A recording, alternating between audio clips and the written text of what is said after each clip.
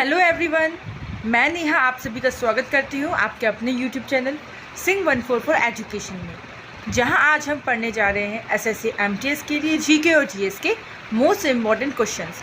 तो अगर आपने हमारे चैनल को सब्सक्राइब नहीं किया है तो आप जाके चैनल को सब्सक्राइब कर लीजिए, और अगर आपने इससे पहले की वीडियो नहीं देखी है तो लिंक डिस्क्रिप्शन में है, आप जाके वो सारी वीडियो देख लीजिए।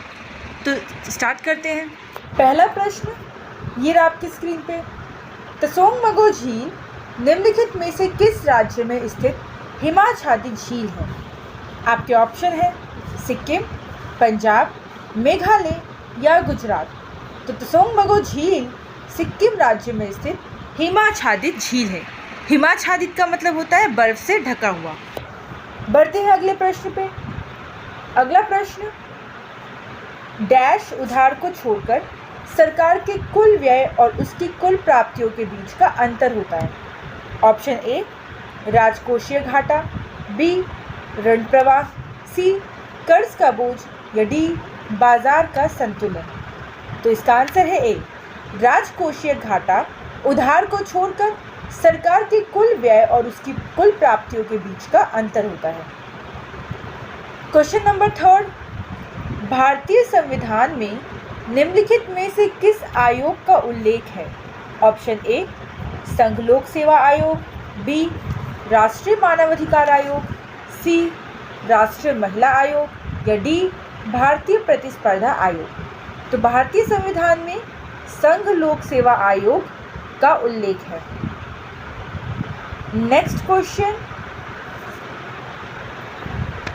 2011 की जनगणना में भारत के कितने राज्यों और केंद्र शासित प्रदेशों को शामिल किया गया था?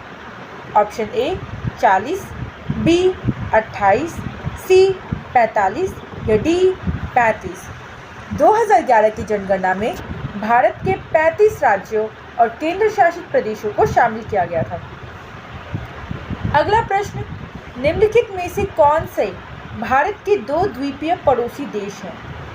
ऑप्शन ए न्यूजीलैंड और मालदीव, बी श्रीलंका और मालदीव, सी ताइवान और सिंगापुर या डी फिलीपींस और श्रीलंका।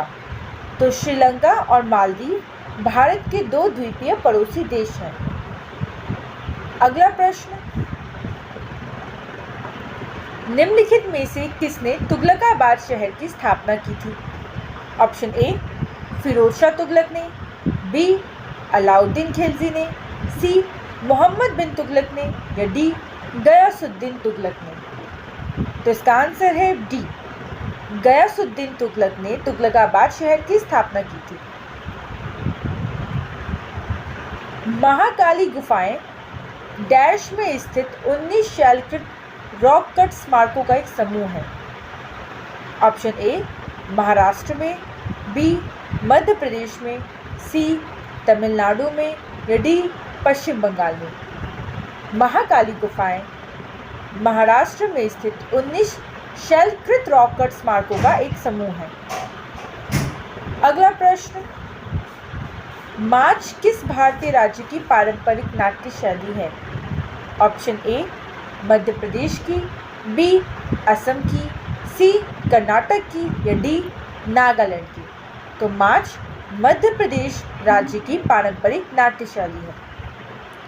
अगला प्रश्न, महात्मा गांधी ने अहमदाबाद में मिल मजदूरों की सफल हड़ताल का नेतृत्व किस वर्ष किया था?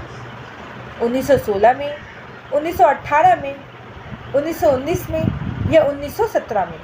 तो इसका आंसर है बी 1918 में। अगला प्रश्न,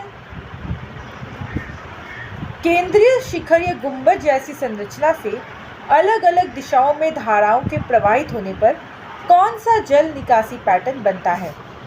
आपके ऑप्शंस हैं ए आयताकार पैटर्न, बी सलाखे ट्रेलिस पैटर्न, सी वृक्ष समान डेंड्रिटिक पैटर्न या डी अरीय रेडियल पैटर्न। तो इसका आंसर है डी अरीय रेडियल पैटर्न। क्वेश्चन नंबर 11, भारतीय संविधान के तहत निम्नलिखित में से कौन सा अधिकार मौलिक अधिकार नहीं है? आपके ऑप्शंस है ए समानता का अधिकार, बी स्वतंत्रता का अधिकार, सी शोषण के विरुद्ध अधिकार या डी संपत्ति का अधिकार। तो भारतीय संविधान के तहत संपत्ति का अधिकार मौलिक अधिकार नहीं है। अगला क्वेश्चन, 1 फरवरी 2022 को निर्मला सीतारमण ने डैश प्रस्तुत किया जिसमें आयकर अधिनियम 1961 अधिनियम के प्रावधानों के विभिन्न परिवर्तनों का प्रस्ताव रखा गया। आपके ऑप्शन हैं मध्यस्थता विधेयक, विनियोग विधेयक, वित्त विधेयक या भारतीय अंटार्कटिक विधेयक। तो इसका आंसर है सी। 1 फरवरी 2022 को निर्मला सीतारमण ने वित्त विधेयक प्रस्तुत किया जिसमें आयकर अधिनियम 1961 के प्रावधानों में विभिन्न परिवर्तनों का प्रस्ताव रखा गया। तो इसका आंसर है सी, वित्त विधेयक। बढ़ते हैं अगले प्रश्न की तरफ। जब रोटी ऊपर उठती है और सिकती है तो डैश आटे में हजारों बुलबुलें बनाती है। आपके ऑप्शन है कार्बन डाइऑक्साइड, ऑक्सीजन, नाइट्रोजन या फास्फोरस। तो इसका आंसर है ए, कार्बन डाइऑक्साइड। जब रोटी ऊपर उठती है और सिकती है तो कार्बन डाइऑक्साइड आटे में हजारों बुलबुलें बनाती है। अगला प्रश्न, 1793 में स्थायी बंदोबस्त लागू होने पर भारत का गवर्नर जनरल कौन था? Option A Warren Hasting, B Charles Cornwallis, C Thomas Munro या डी रॉबर्ट क्लाइव।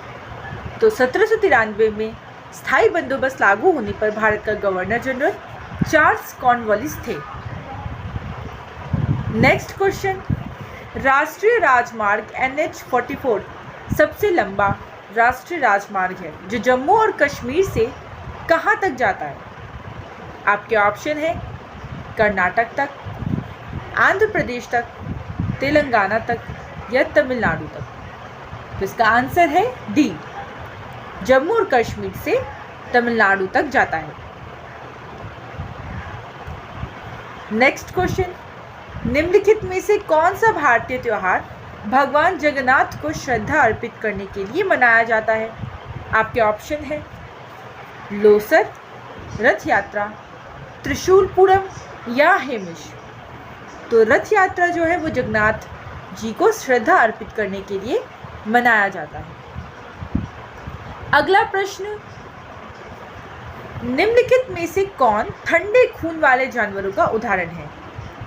पहला कछुए, दूसरा सांप। आपके ऑप्शन है न तो पहला और न ही दूसरा। ऑप्शन बी केवल पहला, ऑप्शन सी पहला और दूसरा दोनों, या ऑप्शन डी केवल दूसरा। तो इसका आंसर है सी, पहला व दूसरा दोनों, यानी कछुए और सांप दोनों ही ठंडे खून वाले जानवरों का उदाहरण है। बढ़ते हैं अगले प्रश्न की तरफ। वेम्पति चिन्ना सत्यम किस शास्त्रीय नृत्य शैली से के लिए जाने जाते हैं? Option A Odissi, B Bihu, C Kuchipudi, D Manipuri. इसका आंसर है सी, कुचिपुड़ी। अगला प्रश्न, आवर्त सारणी में एन किस रासायनिक तत्व को दर्शाता है? आपके ऑप्शन है नियॉन को, नाइट्रोजन को, नेपटूनियम को या नियोडाइमियम को। तो आवर्त सारणी में एन नाइट्रोजन को दर्शाता है। अगला प्रश्न, निम्नलिखित में से किसने BBC Indian sports women of the year पुरस्कार 2021 जीता? लवलीना बोरगोहेन, मीराबाई चानू, अदिति अशोक या PV संधू। तो इसका आंसर है बी, मीराबाई चानू ने BCC Indian sports women of the year पुरस्कार 2021 जीता। अगला प्रश्न, निम्नलिखित में से किसे पुरुष वर्ग में फरवरी 2022 के लिए ICC player of the month चुना गया? आपके ऑप्शंस हैं श्रेयस अय्यर, वृत्य अरविंद, दीपेंद्र सिंह एरी या विराट कोहली। तो इसका आंसर है ए, श्रेयस अय्यर को प्लेयर ऑफ द मंथ चुना गया। अगला प्रश्न, निम्नलिखित में से किस वाद्य यंत्र से पंडित रविशंकर मुख्य रूप से जुड़े थे? Option A guitar, B tabla, C sitar या डी बांसुरी। तो रविशंकर मुख्य रूप से सितार वाद्य यंत्र से संबंधित है। अगला प्रश्न,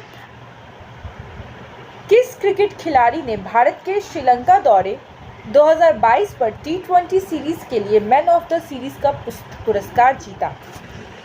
आपके ऑप्शन है अवेश खान, श्रेयस अय्यर, ऋषभ पंत या मोहम्मद सिराज। तो इसका आंसर है B Shreyas Iyer. Defending India पुस्तक के लेखक कौन हैं? आपके ऑप्शन सीताराम येचुरी, अटल बिहारी वाजपेयी, जसवंत सिंह या प्रणब मुखर्जी। तो डिफेंडिंग इंडिया पुस्तक के लेखक हैं जसवंत सिंह। अगला प्रश्न, बाणभट्ट किसके दरबारी कवि थे? बिंदुसार के, हर्षवर्धन के, अशोक के या कुमारगुप्त के? तो बाणभट्ट हर्षवर्धन के दरबारी कवि थे। आज के लिए बस इतना ही। मिलेंगे आपके साथ जल्द ही एक और नई वीडियो में। तब तक के लिए अगर हमारी वीडियो आपको अच्छी लगी तो इसे लाइक और अपने दोस्तों के साथ शेयर ज़रूर कीजिएगा। और अगर आपने अब तक सब्सक्राइब नहीं किया है चैनल को तो सब्सक्राइब ज़रूर कीजिएगा।